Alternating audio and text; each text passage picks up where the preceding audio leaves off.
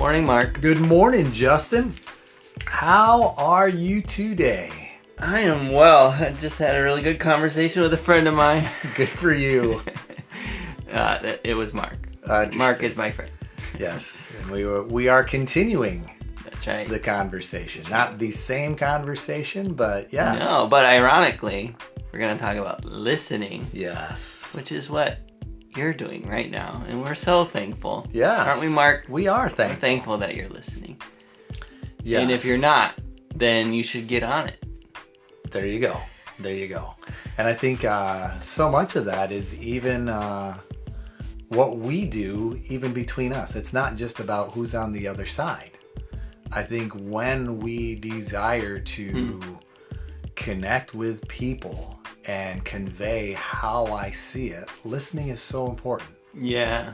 You know, and being able to exchange roles between listener and speaker. Yeah. That's a talent. It is.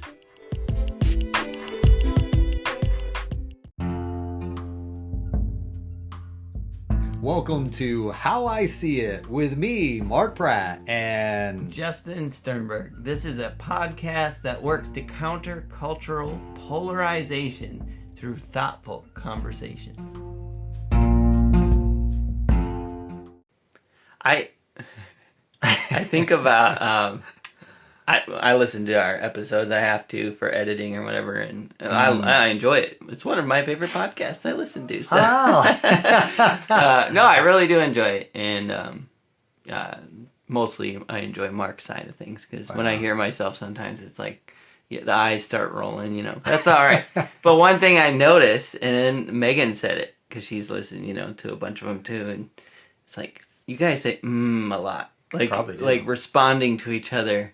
And I was like, yeah, I noticed that too. And it gets, I shouldn't even tell you because now you're going to hear it. Everyone's going to hear it. Don't do it, Mark. Don't say, We hear it. Yeah, yeah.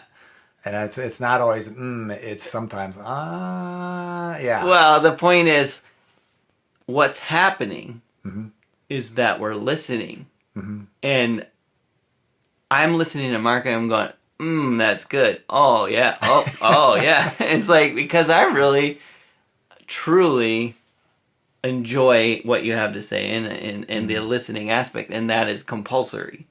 You know what I mean? But it is funny to just listen back on it and be like, are they just... I don't know. It almost sounds like a little too... I don't know what it is. It just gets annoying, I guess. Really? Yeah. Okay. I hadn't heard it from that perspective. I'll probably have a change in my thoughts, but I do recognize that I'm not a fast thinker. I'll be the first to admit. I can't help it. It's gonna happen, Mark. What's gonna happen? Oh, that's okay. But I recognize that in the process, and I appreciate the fact that you warned people right at the very beginning, like listen to this at 1.5, listen to this at 2 times, whatever you need to, because we sound smarter or something. I think is what you said. That's right. But at the same time, I can admit I don't think fast, and sometimes, in this context, I am still pondering what you're saying if I'm truly listening.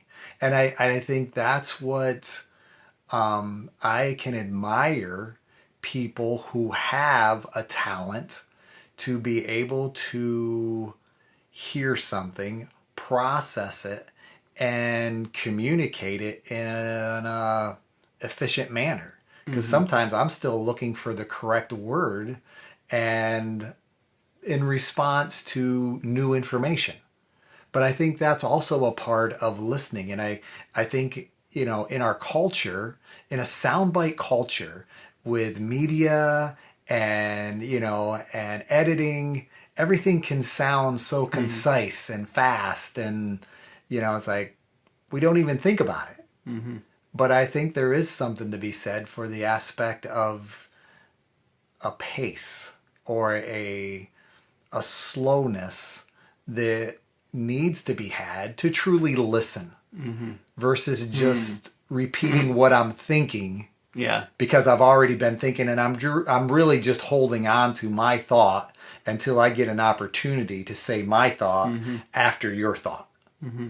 Versus the real aspect of listening, saying, no, my thoughts have been checked for the last 30 seconds while I'm hearing and I'm listening to, processing what you're really saying before I respond. Yeah. By the way, I was thinking about my response while you. I think that's part of the. I'm gonna excuse my behavior because I think that's part of podcasts, right? It's like, don't allow there to be dead air. So it's like, okay, all right, let me fill in. All right, go. Exactly. Yeah. No yeah. dead air. So what were you thinking? I was just thinking about how you used the term active listening before we started recording, and listening actively it is an active effort. Like listening is an effort because our natural desire is to be answering, right? Like our natural inclination. You think our natural desire, God-given? Oh, I don't know. I think I'm thinking. I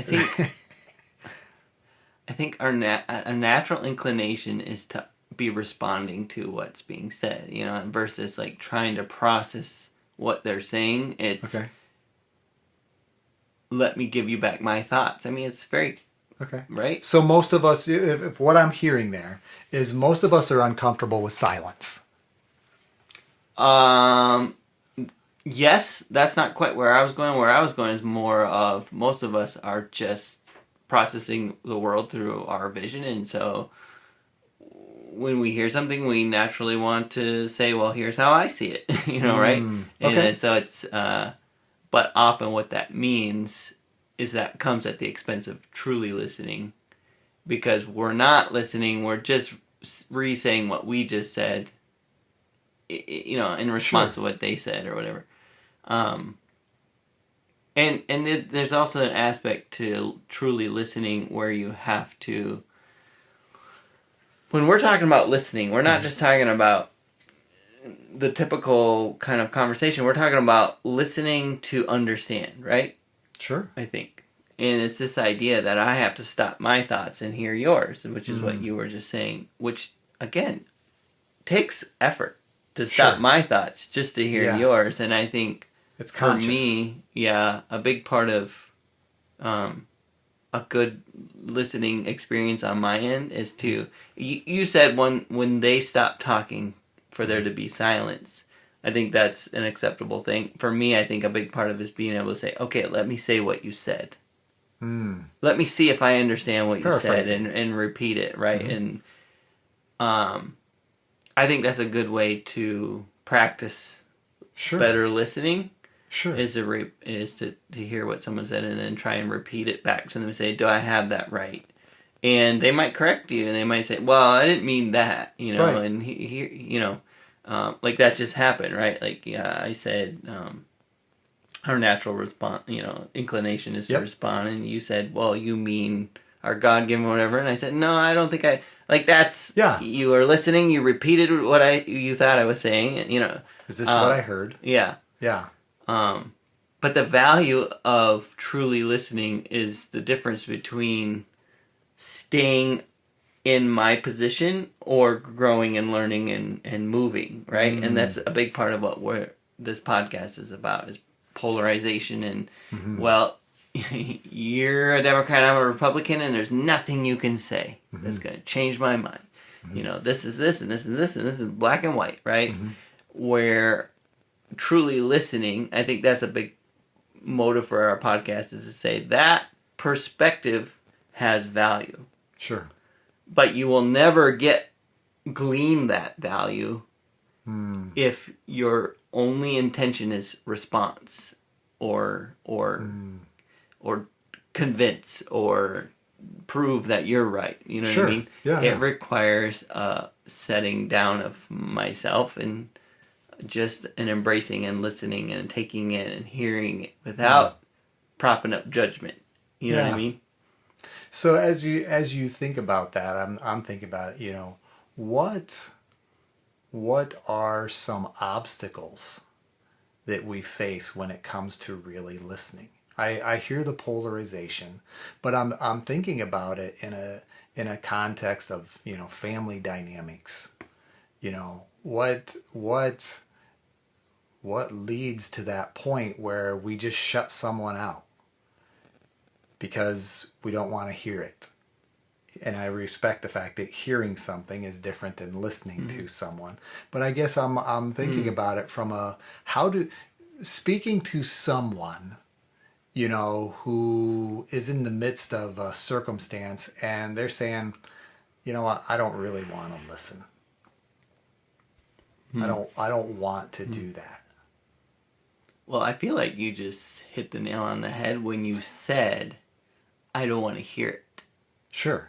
Because what that implies is that I already know what you're going to say. Right? Yeah. And it's not applicable. Yeah. Right? It's not important to me. Right. Or it doesn't. Yeah. It's so it gets to a point where the frustration over a lack of change, because we've had this conversation before and I know exactly what you're going to say, so there's no use entering the discussion anymore. I think we can get to that point. Oh yeah, for sure. Easily. Yeah. Quickly. And not every statement is worth listening to. That doesn't mean you shouldn't. Yeah, I don't know. Yeah. Yeah. I think, you know, one of your catchphrases is I hear you, right? Yep. And I think that's kind of this valuable perspective that I think culturally we often miss, which is it's important to still listen. Even if during the course of listening you're like, maybe I don't agree with that. But that's okay. Keep going. Sure. Right? And giving that space. And I think that comes from a big part of the therapeutic background, right? Like, probably you have to listen. That's Sure. your job. Right. But to be able to give space for the communication, to learn from, to hear what they're saying, you know, and then to be able to process it and go, I hear you.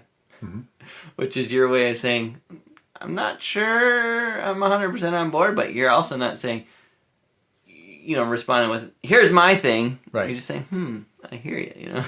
Yeah. So I think that catchphrase in some ways is a good way to be. Again, to practice listening.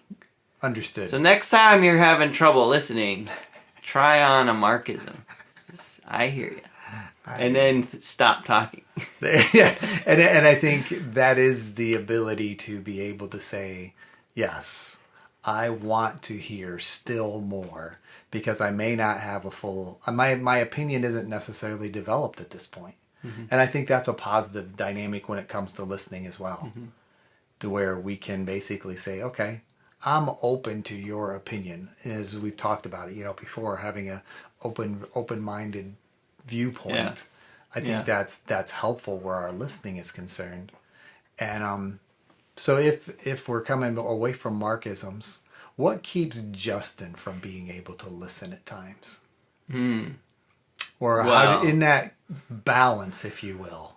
I think the simplest answer to that is just pride in thinking that I have the answers, right? Or, yeah.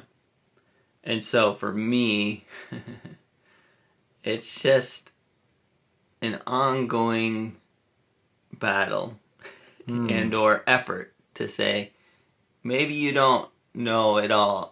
Whatever. Like, maybe there's something here that's worth hearing. And there always is, Mark. I'm not as smart as I think I am, right? So I think for me, and my natural inclination is to be very bad at listening. I will also say I've worked very hard at being good at listening. Okay.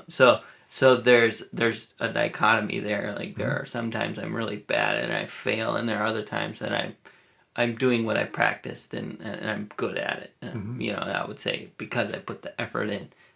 Celebrate Recovery is a big part of that, because there are certain relationships that are kind of, I guess, mandated through the process, and sponsor-sponsee relationships. a sponsor's not meant to be talking the ear off. They're meant to be a listener. And that's a core value of being a good sponsor, is listening. And so I've had to practice that. And what I can tell you is I started out very badly and burnt some bridges because of it, and burnt some relationships because in Celebrate Recovery, we say we're not here to fix you. Well, I was fixing. I got you. You know what I mean? And I've learned that for me, the best way to not fix is to listen.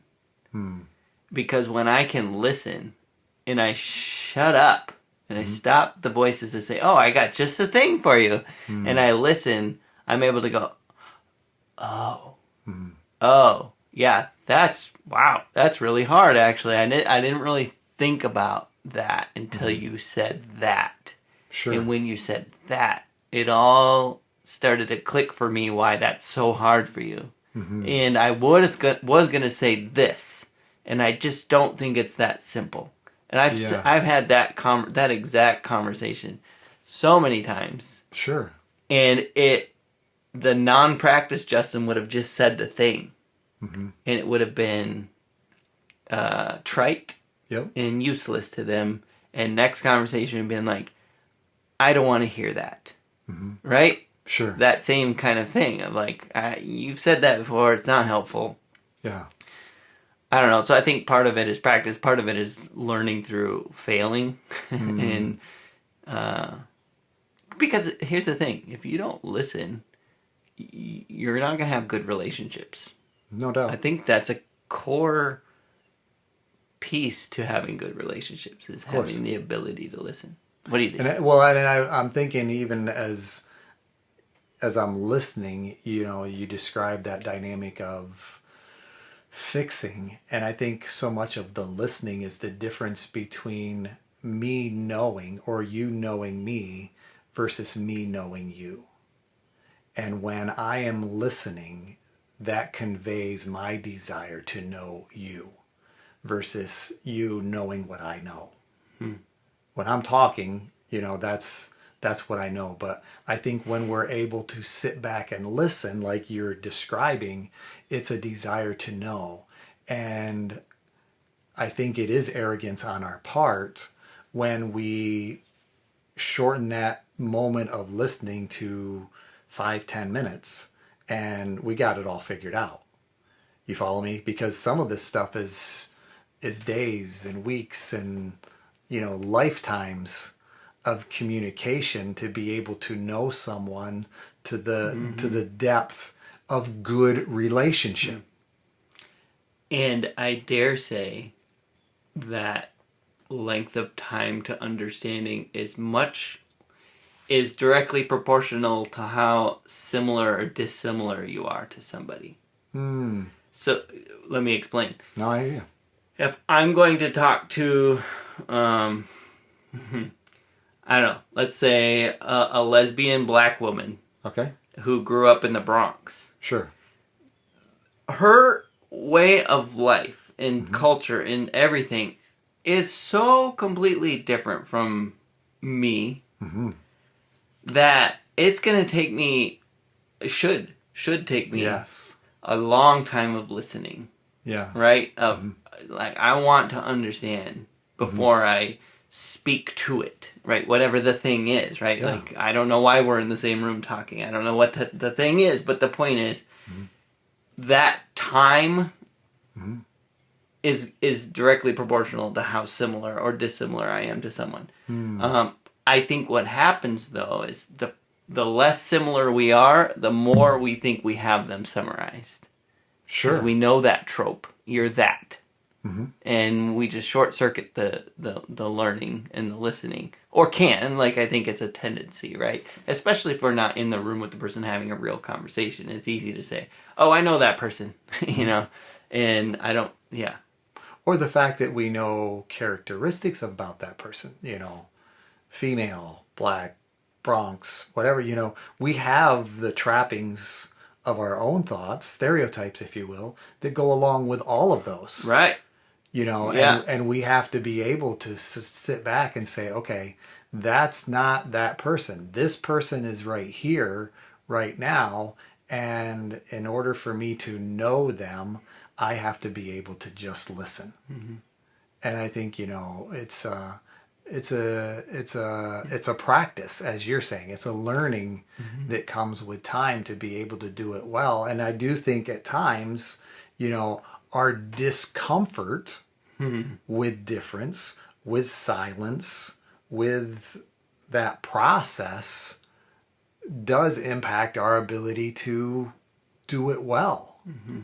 I remember early on, even when Chris and I were married, it's like I came from a family that talked a lot, and there was multiple conversations. No one was listening, very little listening, I should say. Most people were talking. And, through being married to Chris, I've learned to do it better, as you describe, that ability to say, okay. And I forget whether it was our previous conversation or I just said it in this conversation. I'll let you know. But we were talking about how, oh shucks, I lost it. But either way, I was thinking about family dynamics and how, I learned from Chris and her ability, but the conversation would move on before Chris was able to felt comfortable in the situation, because everybody was talking and there was no time allowed for response. And it wasn't until later on, it's like, it takes the average individual up to 7 seconds to actually formulate at times a response.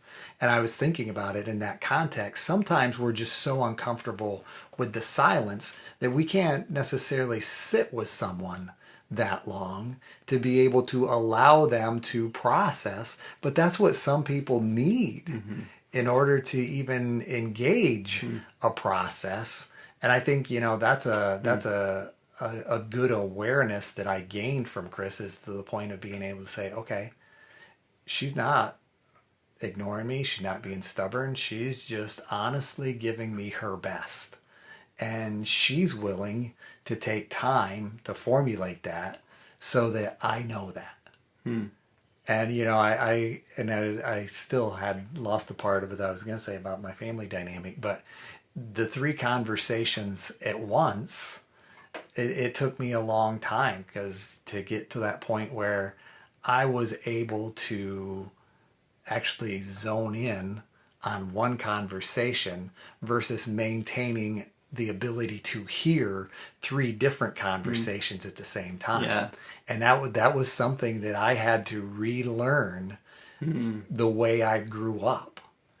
See, that when I'm terrible at multitasking, and so I can't do that. I can't anymore. Yeah. I don't desire. Yeah. I think I was gonna say, I don't see that. From what I know of Mark, that's not the Mark I know, but it's interesting to hear that. But there was multiple. I can still just remember it. I mean, when my family gets together, there's still. I mean, in a family dynamic, there's nothing against them. I'm just saying, there's multiple conversations going on, and it was just an interesting way to grow up in that inability to actually listen for me, how it was kind of modeled. But then, over time, of course, you say, okay, this is impacting my relationship with you and my ability to really know what's going on in your life versus that desire to know what's going on with everyone else out there. And I think, even from our, there's a lot of things that create obstacles to our ability to listen well when we're trying to do too many other things. We're having too many other thoughts, too many other influences. And I think, the active listening is definitely... Right. It's saying this is my front and center activity. Yes. Is the listening. This is my focus. These 3. Yeah. That's good. And my desire to know what's really going on. Yeah. I'm letting there be silence for me. Yeah. It's awkward. Is it uncomfortable? It is. I am one of those people that finds silence a little bit awkward, so I'll just... You said it takes 6 to 7 seconds, to formulate a response. Usually I'll start talking and let that 6 to 7 seconds work its way out while I'm talking. So that's another way people do it. Sometimes people, I think you were saying, like Chris will process without talking, and sometimes we'll process as we're talking. And I think if you're not good at listening, it's easy to tune someone like that out. Like, because, okay, it's 6 to 7, okay, you've had your time. Yep. You got nothing to say. And this is what I'm saying. Yeah. And they're just getting to the thing, their actual response. Right. And you're actually shutting that person down. Yeah. Because you really don't want to hear. Yeah. Or you want to, I shouldn't say it like that.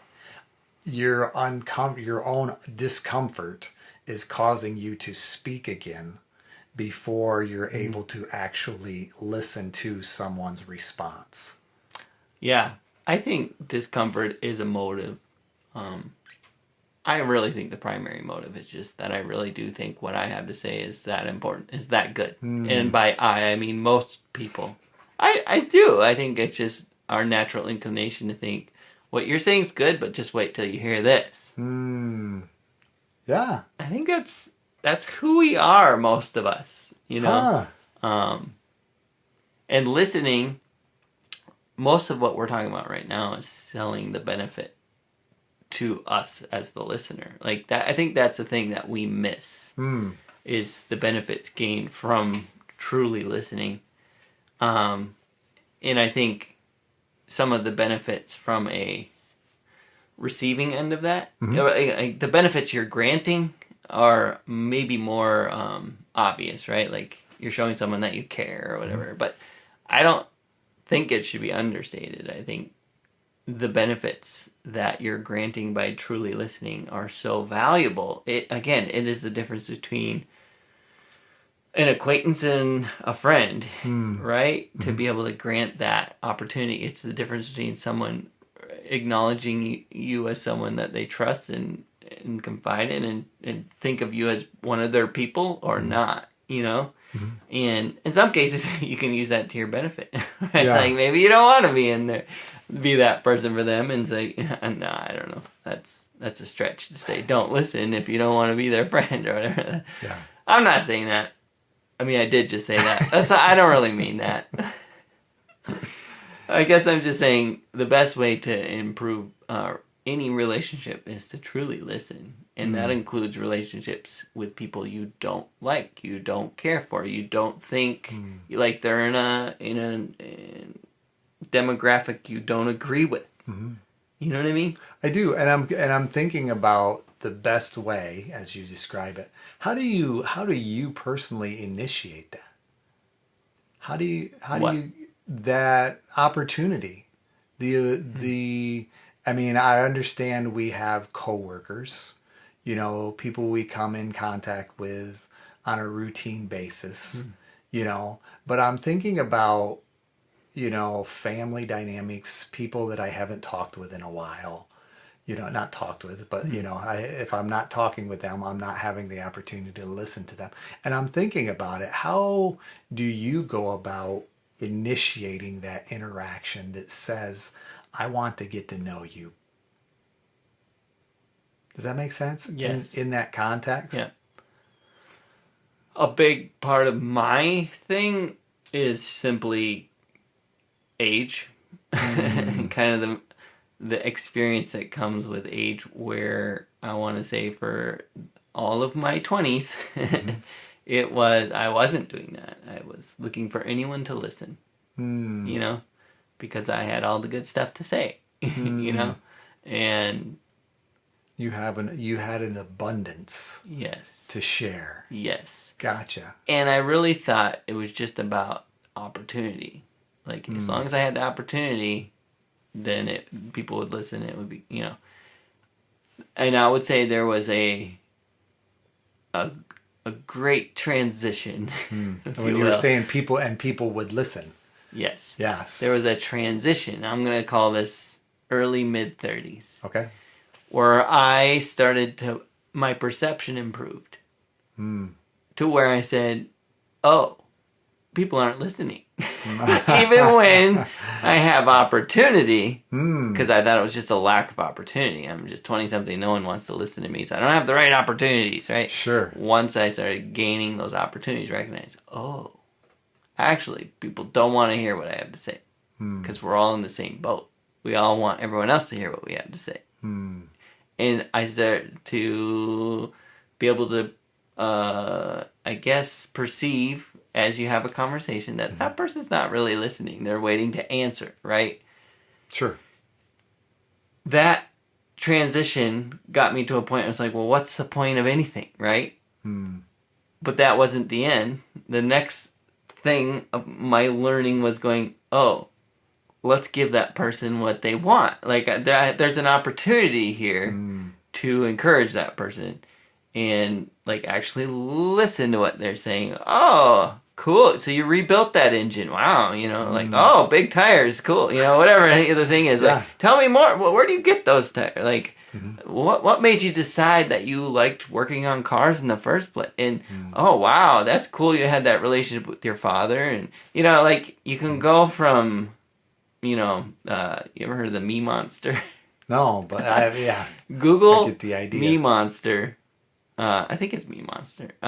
Brian Regan. Just go Google it right now. You can pause us. It's worth your time. It's hilarious. Anyway, you go from this escalating Me Monster battle, right? Like, oh, you're, you know, to saying, oh, tell me more about that. And it can completely convert a conversation from a one-upmanship into an actual real conversation about real stuff.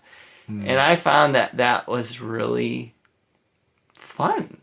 Sure. Does that make sense? Yes, It's like, indeed. I get to know this person and I don't have to do that stupid battle that I hate because, I don't know, you know, it's like, yeah, who likes that anyway? Yeah. I think maybe there's 10% of people who are just that, right? Like, they like that. They like to just one-up. It just makes them feel good. I think the rest of us, when we do that, we feel gross, and it's like, why am I doing this? And we, you know. Yeah.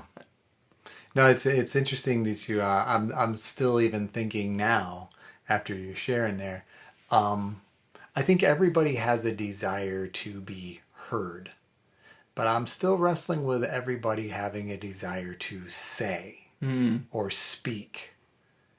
That's fair. I guess that this is very much coming from how I see it, because No, that's how I am and was and always will. You know, so yeah. when you're saying you think most people have a desire to say, you know, or share. It's like, I'm not sure that I agree with that. When I think about our wives, even to a certain degree. Agreed. Yeah, you know, and that might be the reason they married us. I don't know. One of them, no. But at the same time, thinking about still, I believe there is an innate desire in everyone to be heard. Yeah, and that's good. That implies the need for listening.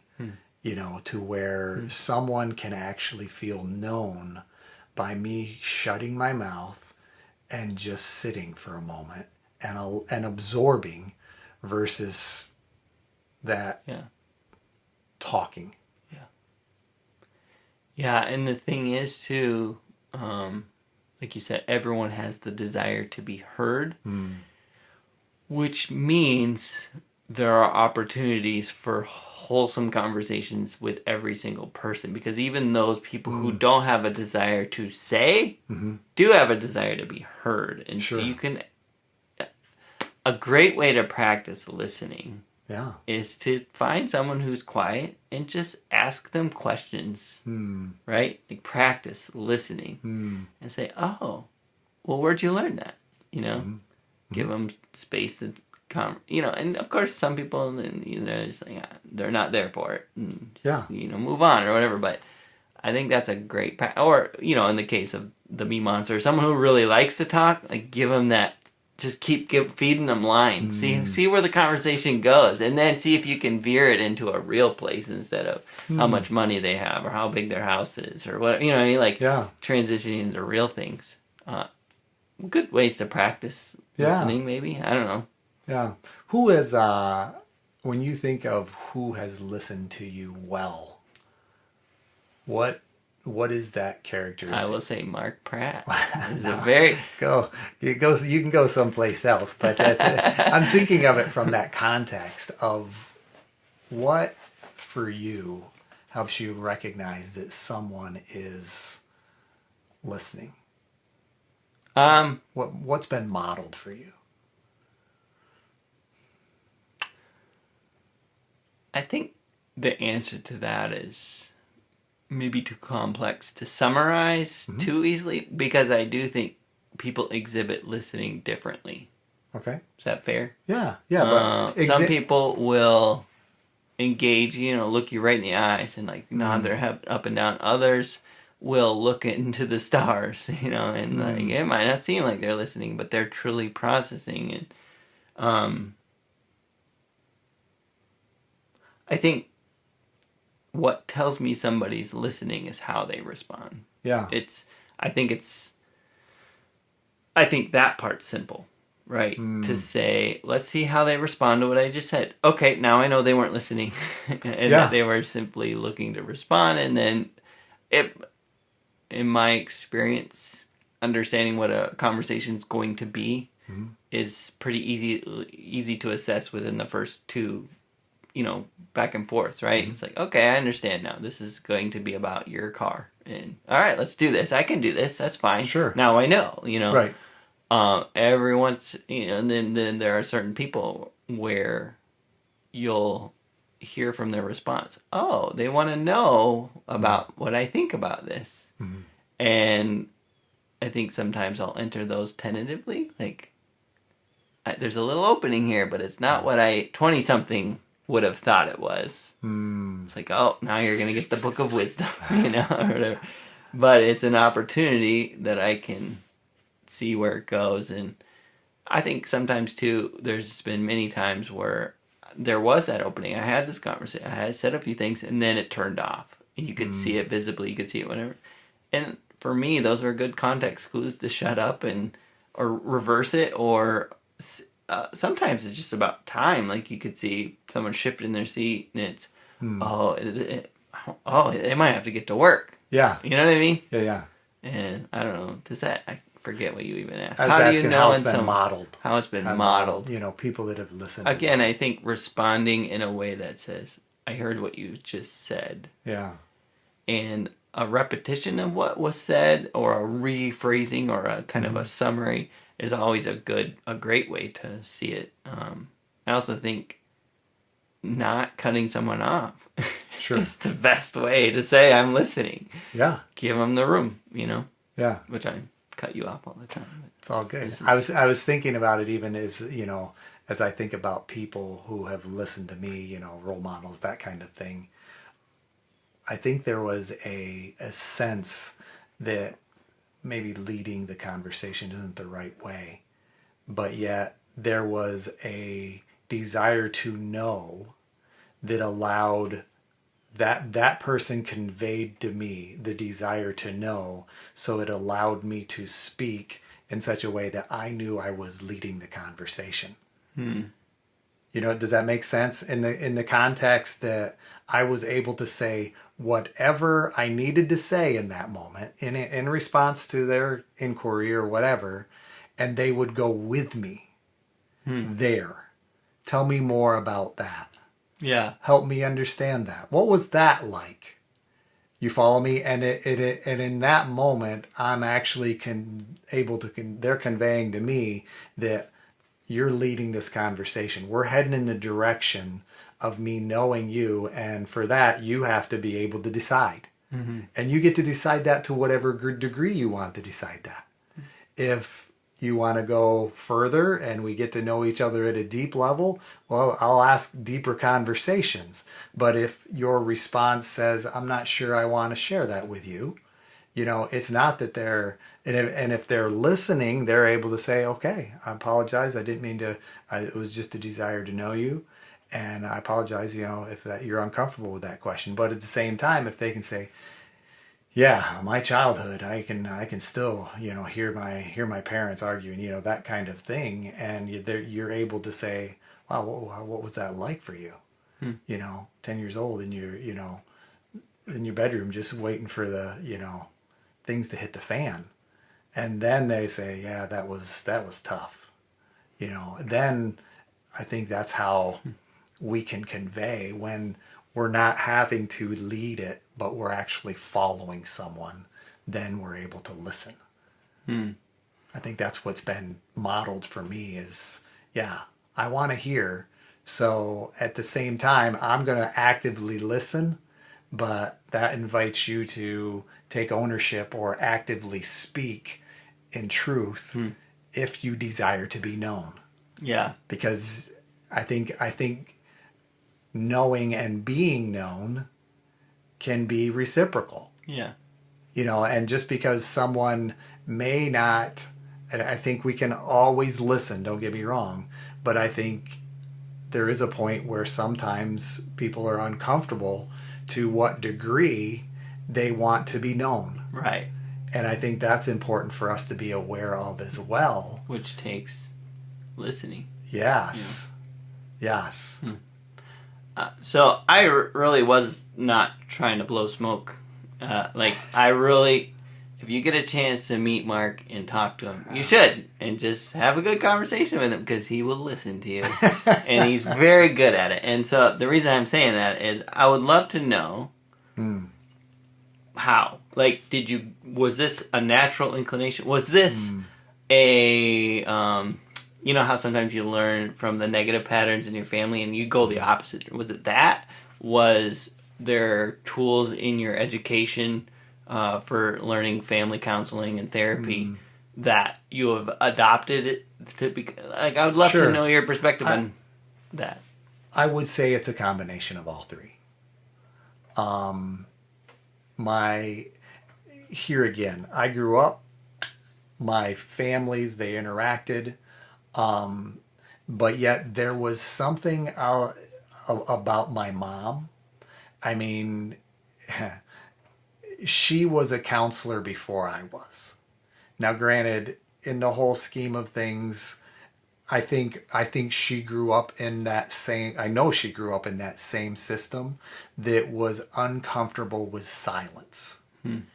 But yeah, I can remember from early on people just showing up at the back door to sit down at the kitchen table with my mom and talk with her. I mean, to this day, the back door is not going to be locked, and people will just show up. No schedule, no, from my world, just to be able to do that. Now, some of that is just visiting. But I can remember countless people, in the midst of going through a separation or, some kind of transition. So even that, I would say, was modeled for me. The ability to make time. I think because that's an important part of listening. That's true. I can't listen to somebody in 5 minutes. We gotta go. Yeah, if you see someone look at the clock, watch clock, that's a pretty good sign. Yeah. That we don't really have time for this. Yeah. We're acquaintances and we're saying hi, and that's what it's going to be. But we're not going to have an hour here to get to know what's going on with one another. So that was one aspect of it. The other aspect, of course, has been being married to Chris. When I married her, she was a far better listener than I was. Far better. And she's taught me a lot about what I need to do to be able to listen versus the way I did conversation. There's a difference between doing conversation. I can do small chat, that kind of thing. I grew up with that. I grew up with older people too. I was, one of those kids that was just more comfortable with older people, having, older conversations. I didn't mind listening to the stories. I was intrigued by the stories. So even in some of that, it taught me, it's like, hey, if you listen long enough, you're going to get some good stories, from anybody, but, definitely older people. So yeah, Chris was a big part of that. She taught me, through our marital dynamic, how to listen better. And then, of course, there is, the therapeutic, you can look it up, the solar stuff, squaring off, open body position, lean in. Whew, I haven't even done these in a long time, but, I forget what A and R is, responsive, or, is R, I forget what A is. But either way, there's techniques. So can I ask a quick question about Of course. It sounds like there's a lot Yeah. of stuff. Would you say that listening is a significant chunk of the training for counseling? Oh, yeah. Okay. No doubt. I would imagine. I would, yeah. And I'm saying, curious. even as I'm thinking about, the techniques you're given, I think you can do all the techniques, quote unquote, wrong. I don't necessarily believe you have to square off with somebody, because some people are just going to be intimidated by that. If I have too much eye contact with some individuals, it's something you have to monitor. If you're too intense with your eye contact, it's intimidating. It is, yeah. You follow me? Yeah. So I think, it's getting to know that person, or even, open body position. It's like, there's a lot of people that just feel more comfortable. Yeah, if somebody's open with you, you're more likely to share. But yet, there's a lot of people that sit with their arms crossed and their hand underneath their chin, and it's not a open body position, but I know they're listening to me because of the way the interaction is going.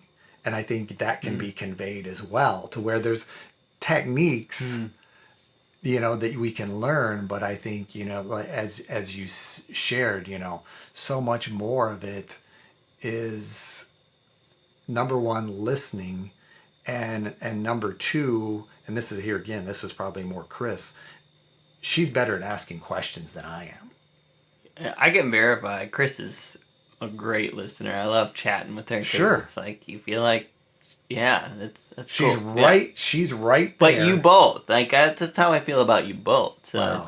I'm just saying, but yeah. I can admit she's better at it than I am, and she has taught me a lot of that. And it just so happens that I happen to be the one with the degree, with the license.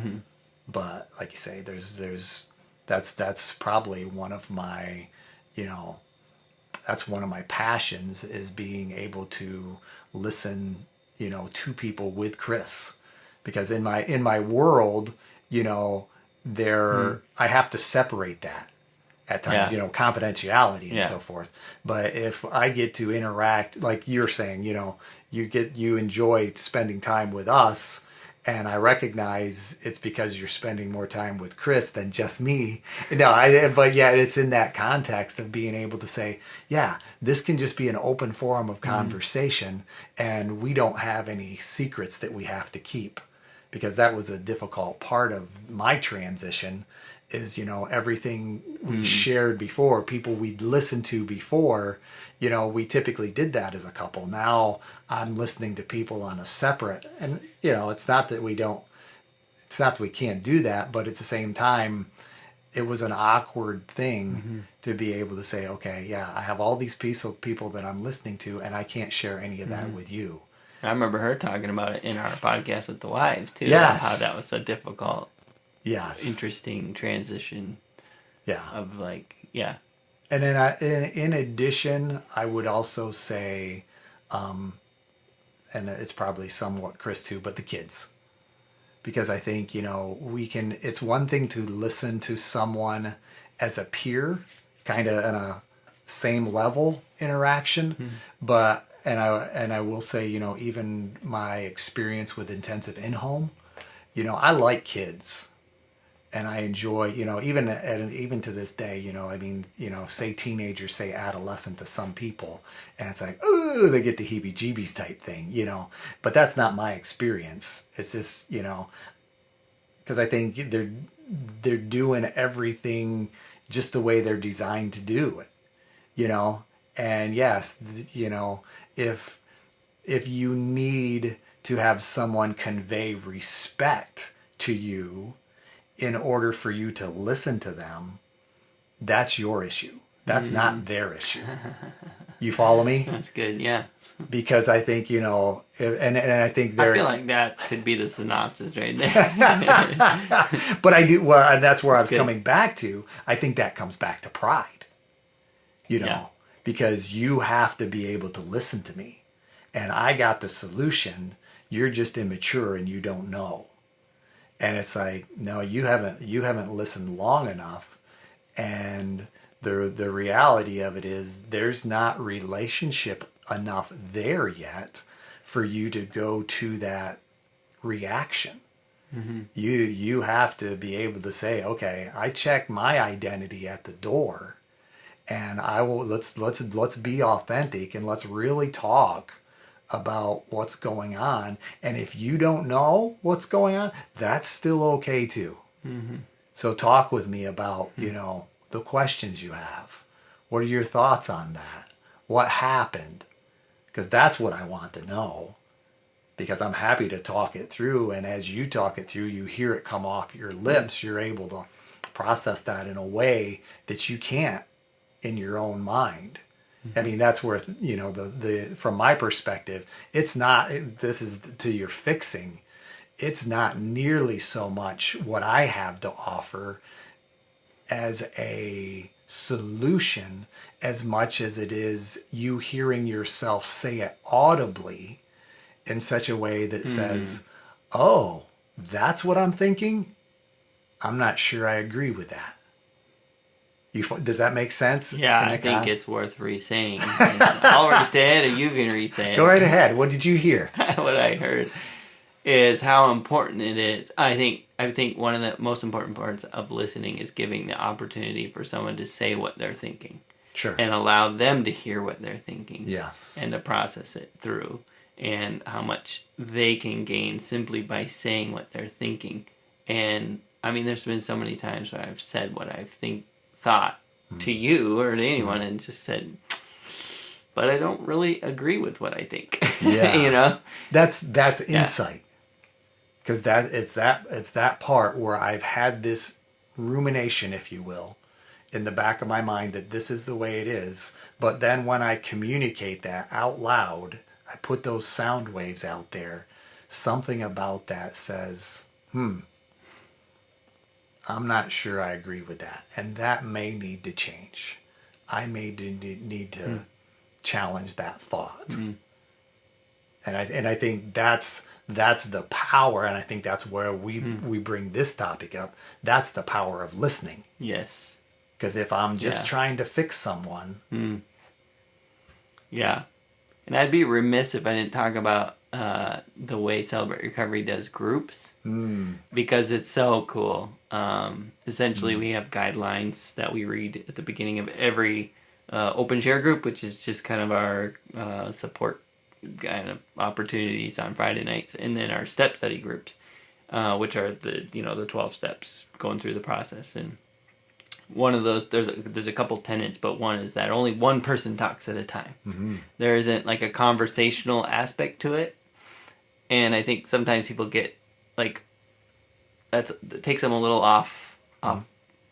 It's a little weird to them coming into that thinking, I thought I was going to come here to get fixed. You were going to tell me what to do. But that's not how it works. It's essentially each person has their opportunity to share from their perspective, and there's no crosstalk and there's no fixing. So no one's allowed to say, oh, I have just the thing for you or whatever. It's meant to be, you talk about your stuff and we move to the next person, they talk about their stuff. Not to respond to the last person, but to deal with their own stuff. And what's so cool about it is both what you said, the fact that when I say something openly and honestly, sometimes I look at what I just said, it goes to the middle of the room in front of everyone, and we're all able to look at it. And me as the speaker can go, ugh, gross, right? Like, and there's so much value in that. But no one telling me that's gross or whatever, like you're wrong, no but judgment. Just my own opportunity to look at it reflectively. And then vice versa, when you're speaking across the room, I have no opportunity to fix you or speak back to you. So what am I left to do? Well, I can daydream or I can listen. Yeah. Right? And so there's so much power. What does that elicit in you, though? when you're actually when listening. I'm listening. Yeah. What's so cool about that is the fact that, so in a conversation, we're often guarded. You know, we're kind of got our dukes up, you know, and we're waiting. Okay, you punch, now I punch. You punch. Now. In the case of a circular group like that, where no one's allowed to conversate or fix or respond back, my dukes are down. I have no reason to be defensive. I have no reason to be blocking what you're saying. I can just take it in. And what happens is they might say exactly what I need to hear, where if they said, you're doing this thing and you need to do this, I would say, how dare you? But they're saying, I'm doing this thing and I need to do this. And I'm going, holy crap, that's me. And my dukes aren't up, right? So it can come in, and, you know, and then you multiply that times, you know, 12 to 20 people in a room. Sure. You know, not all of them are going to make an impact or whatever, but you do that over multiple nights, you know, eventually it's crazy the amount of change that can seep in just by saying a thing in a safe environment where no one's going to tell me what to, you know, and vice versa, hearing what they're saying in that same environment, that circle, that, I mean, we have a thing called Newcomers 101, CR 101 on Friday nights, where we kind of explain what CR is. And I always talk about just how cool this circular dynamic is, because it's just something about it. But the key is listening, both as being in that room, listening to everyone else, but also listening as I say my thing, and then like listening to how it sounds. You know what I mean? Even that's listening. Yeah. So, I don't know, you made me think of that in terms of when you share something in it. Thanks for sharing, Justin. As they'd say. Yes, thanks for sharing. Yes, thanks for sharing. Yes. But no, that's and I think too, the listening part also, as you describe, I would say that not only creates an empathy, I feel for that person, but it also normalizes. You know, that it minimizes that guilt and that shame cycle that basically says, I'm the only one in here that's screwed up. Or I'm the only one that messes up. And it's like, no, that's not the case. And Turns out, yeah, you're all screwed up. Exactly. And yet at the same time, I can have empathy for your circumstance. And I desire to support you as you desire to challenge yourself and grow. And I think that can include our ability to listen as we challenge ourselves and grow. Yes. So keep working on it. Work on listening. And I will as well, Mark. So that's how I see it. Thanks. Have a good one.